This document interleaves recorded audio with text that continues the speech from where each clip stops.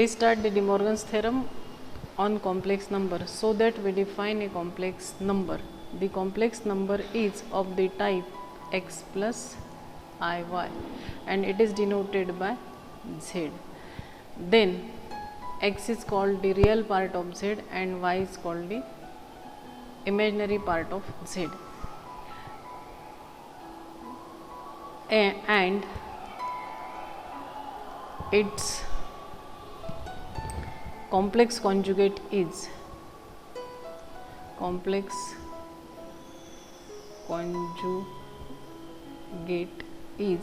denoted by z bar and defined by z bar equal to x minus I y, where again x is a real part and y is a imaginary part of that complex number. When we take the product of these two, z into z bar, it is x plus iy into x minus iy, which is equal to x square plus y square. Here the value of I is under root of minus 1, which imply I square is minus 1. In the complex number, I is root of minus 1 and I square is minus 1. In this way the complex number is defined. Now properties of the complex number.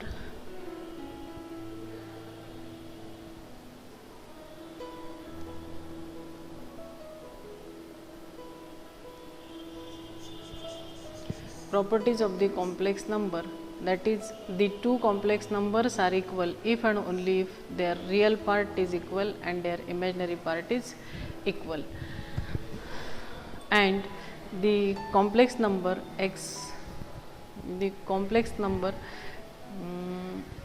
z is 0 if and only if its real part is 0 and imaginary part is 0, then only the complex number is 0.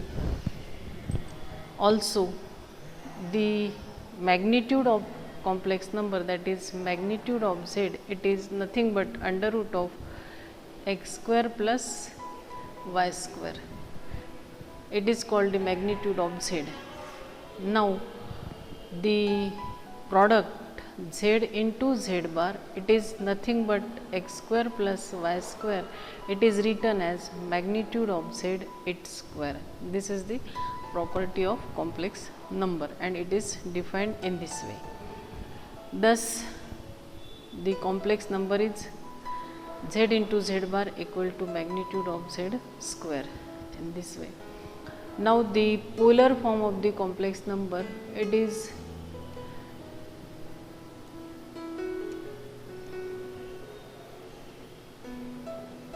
defined as by substituting in the complex number x is r cos theta and x is r cos theta and y is r sin theta. Then the complex number, then the complex x is r cos theta and y is r sin theta. Then the complex number becomes z equal to x plus iy, it is r cos theta plus I times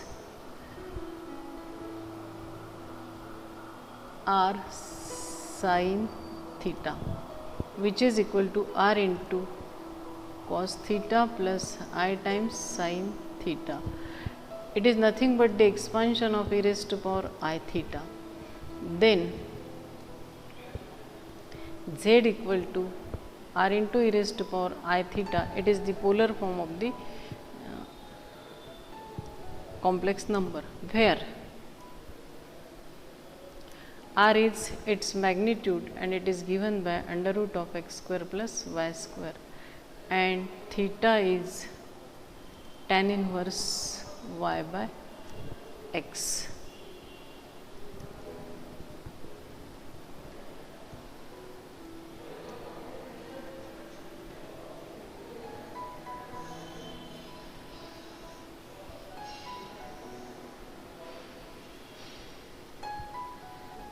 Theta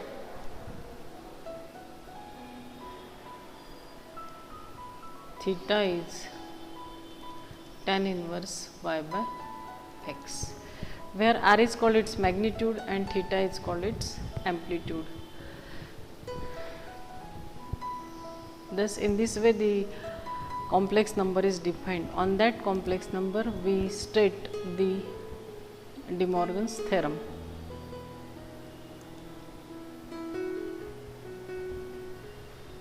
The De Morgan's theorem is, if n is a positive integer or negative integer, then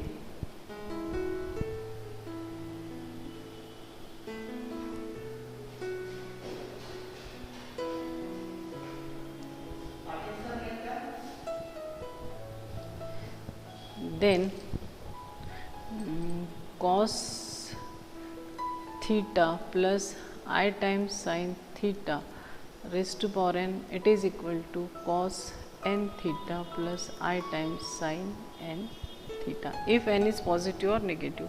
And if n is a fraction, then cos n theta plus I times sin n theta is one of the value of cos theta plus I times sin theta raised to power n. Now, this is the statement of De Morgan's theorem. Now, its proof. Now, here we discuss all these three cases: if n is a positive, if n is a negative, and if n is a fraction. Let case 1, n is a positive integer. If n is a positive integer, then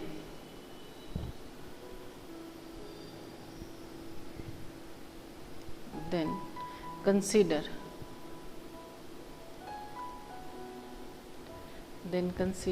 the product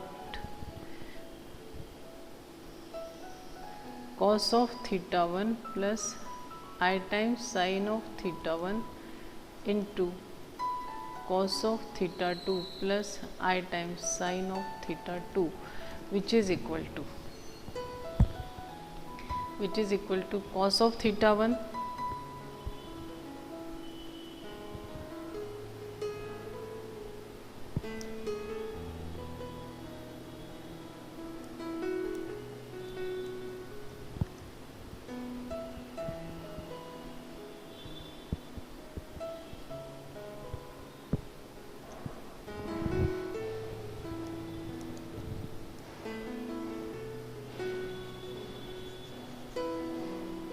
is equal to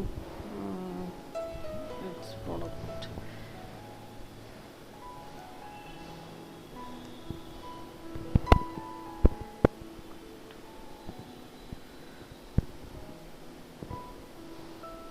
cos of theta 1 into cos of theta 2 plus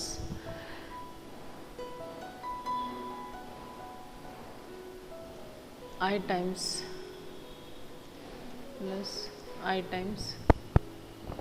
cos of theta 1 into sin of theta 2 plus I times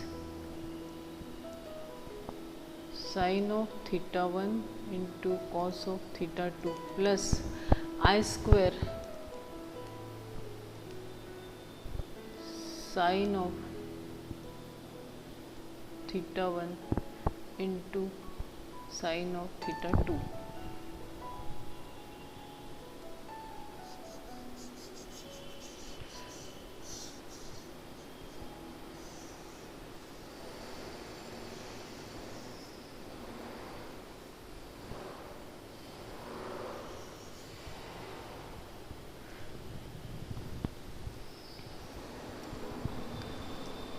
it is equal to cos of theta 1 into cos of theta 2 plus, taking I common, we get sin of theta 1 cos of theta 2 plus cos of theta 1 into sin of theta 2 minus sin of theta 1 into sin of theta 2. Taking real part and imaginary part, we get cos of theta 1 into cos of theta 2 minus sin of theta 1 into sin of theta 2 plus I times sin theta 1 cos theta 2 plus cos theta 2 sin theta 1, which is equal to, this is nothing but the expansion of cos of theta 1 plus theta 2 plus I times sin of theta 1 plus theta 2. Call it as equation 1. In this way, if we take the product of 3, that is cos of theta 1 plus I times sin of theta 1 into cos of theta 2 plus I times sin of theta 2 into cos of theta 3 plus I times sin of theta 3. It is equal to, we get cos of theta 1 plus theta 2 plus theta 3 plus I times sin of theta 1 plus theta 2 plus theta 3. In this way, if we take the product of n, then we get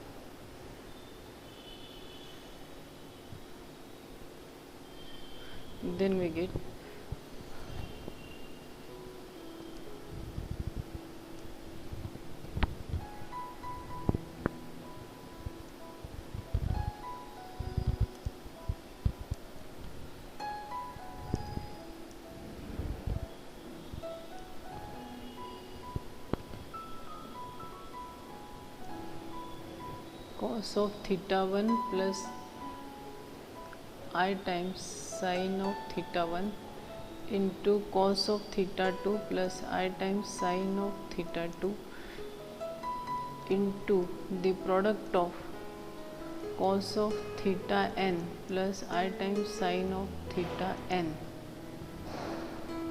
It is equal to cos of theta 1 plus theta 2 plus and so on plus theta n plus I times sin of theta 1 plus theta 2 plus and so on plus theta n. Now here if we put theta 1 equal to theta 2 equal to and so on theta n, it is equal to theta, then we get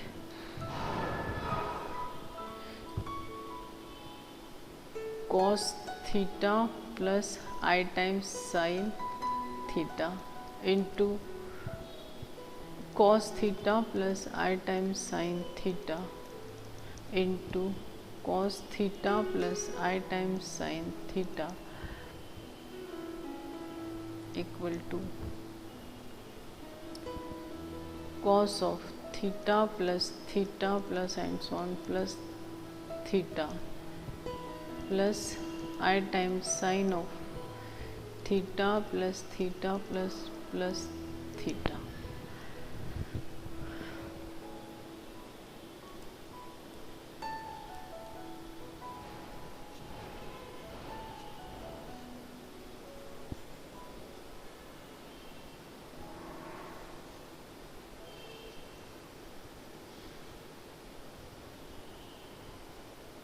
We get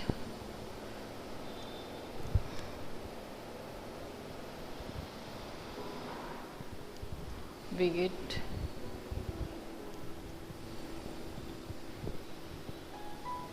cos theta plus I times sin theta is multiplied by n times, so that raised to power n equal to cos n theta, theta are added n times, so that n theta plus I times sin n theta, that is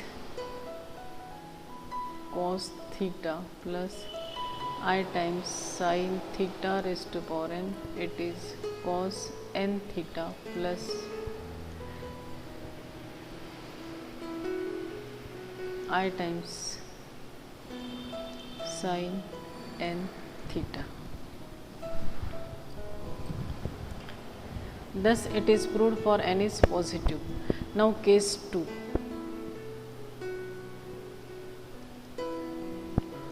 Let n is negative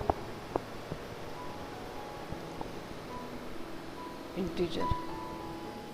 Let n is equal to minus m, n is equal to minus m, where m is a positive integer. Then for case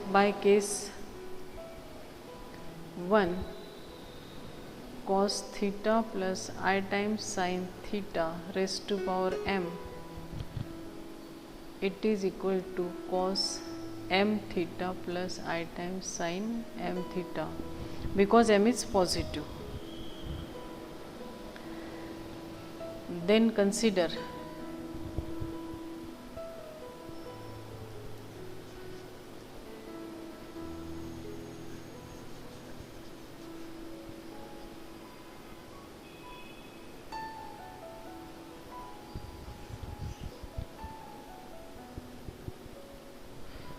consider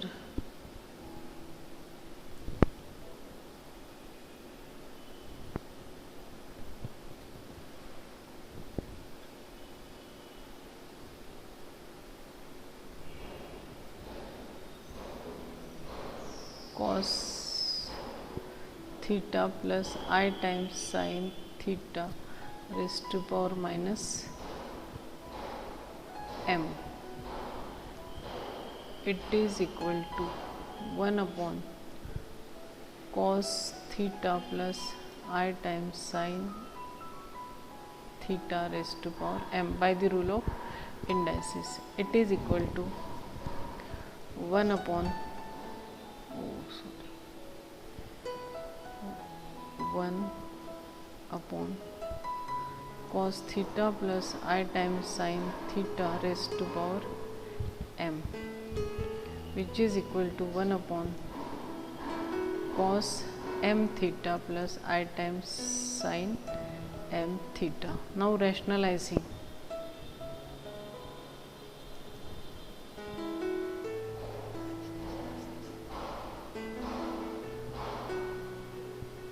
on rationalizing we get cos m theta minus I times sin m theta upon cos m theta plus I times sin m theta into cos m theta minus I times sin m theta. Now denominator becomes 1, cos m square theta plus sin m square theta, we get cos m theta minus I times sin m theta, which is equal to cos of minus m theta plus I times sin of minus m theta, which is equal to cos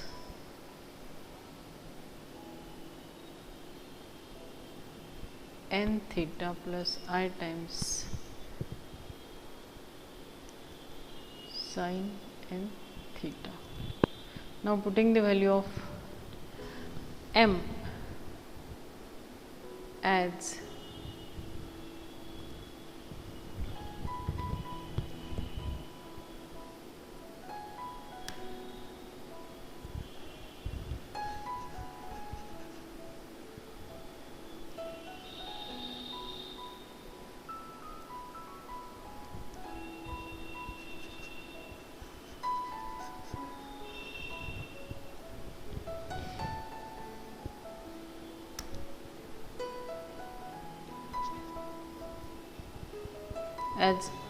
n is minus m, then we get the result cos theta plus I times sin theta raised to power n, it is equal to cos n theta plus I times sin n theta for n is negative.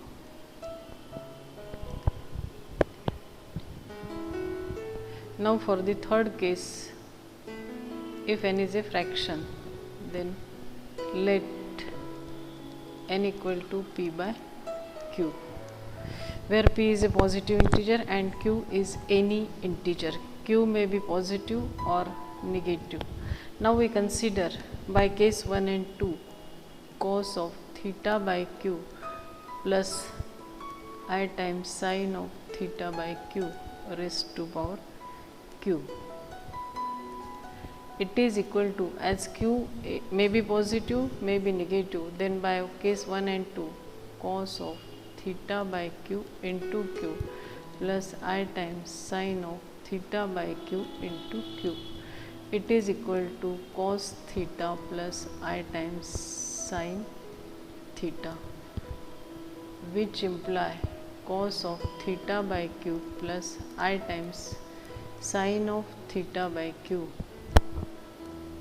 It is equal to cos theta plus I times sin theta raised to power 1 upon q.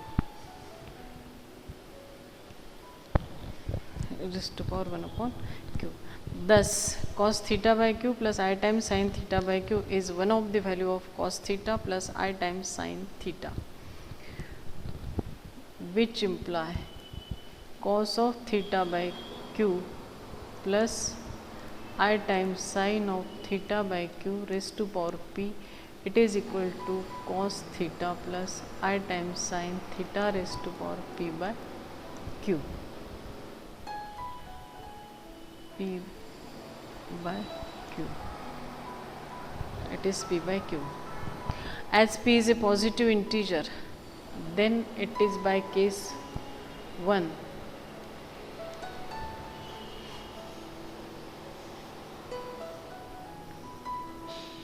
case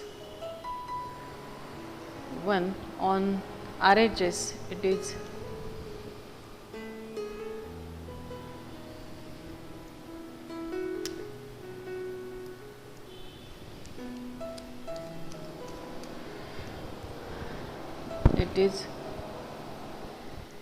cos of theta by q into p plus I times sin of theta by q into p. It is equal to cos of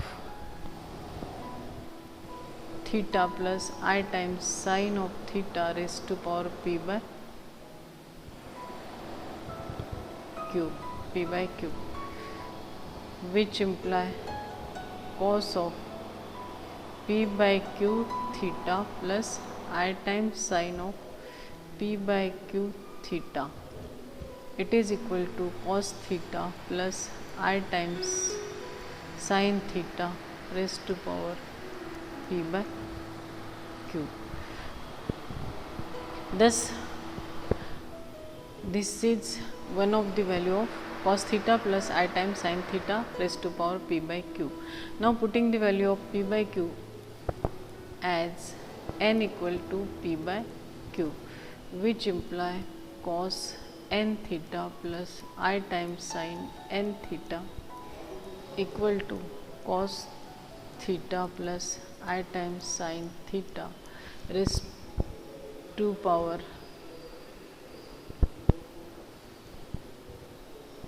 p by Q equal to P by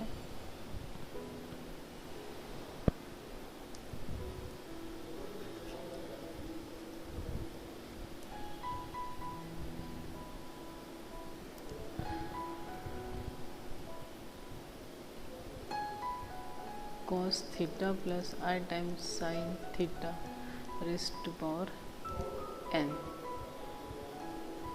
Thus, for the third case also, if n is a fraction, then the De Morgan's theorem holds.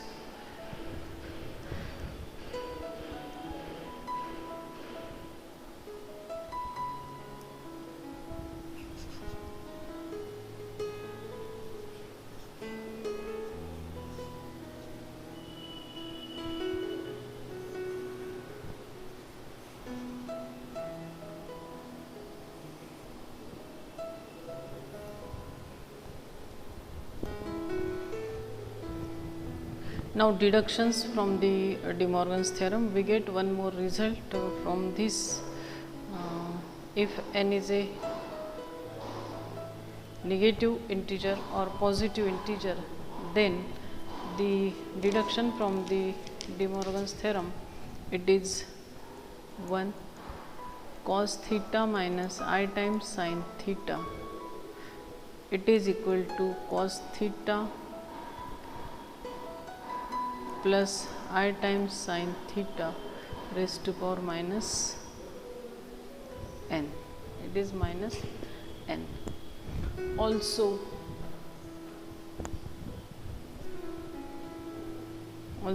if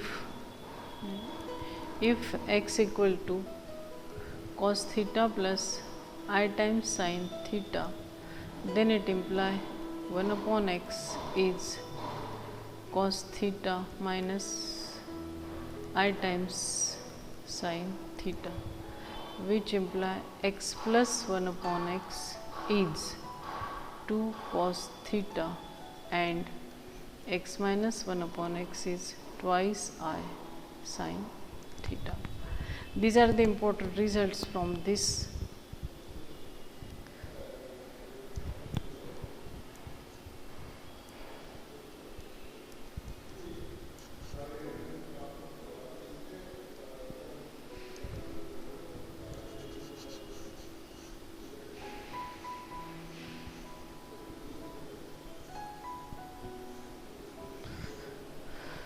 Now, also we get one more result, that is x raised to power n plus x raised to power n plus x raised to power n plus 1 upon x raised to power n is twice cos n theta, x raised to power n minus 1 upon x raised to power n is twice I sin n theta.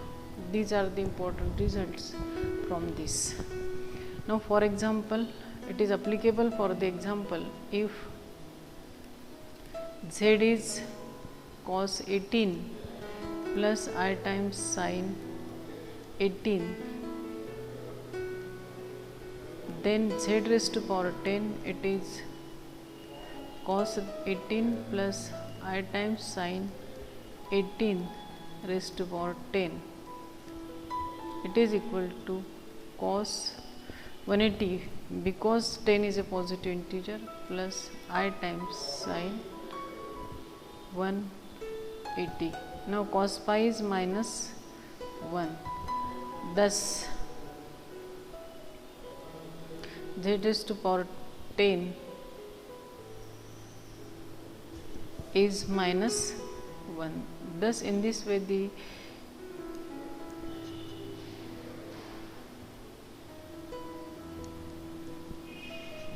theorem is applicable in order to solve the different examples and to find the different values of z in the powers of positive integer or negative integer. Also, we can find the different examples on that De Morgan's theorem, like expand the cos multiple angle in the powers of, like